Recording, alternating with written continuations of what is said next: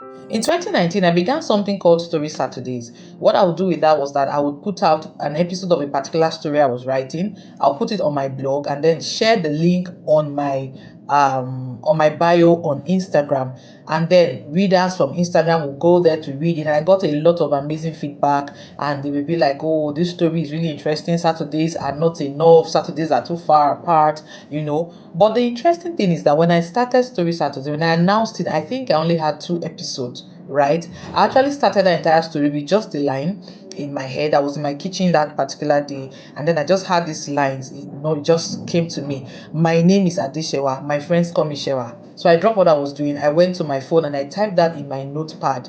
I knew that was an invitation to write a story. I knew that was going to become a story, but I did not know what the story was going to be about. So I had the first 2 episodes ready. I announced Story Saturday and I started.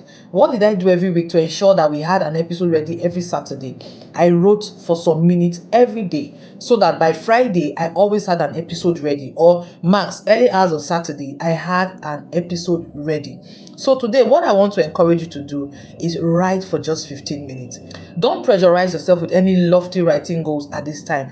Just write for 15 minutes. You'll be amazed that when you get to 15 minutes, there's going to be a gusher inside of you. You're going to keep writing and writing, and you will not be able to stop until your manuscript is done.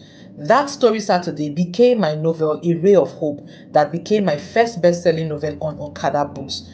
And guess what? When I started writing Story Saturdays, in fact, when I got into that particular year, I had no plan to write a novel.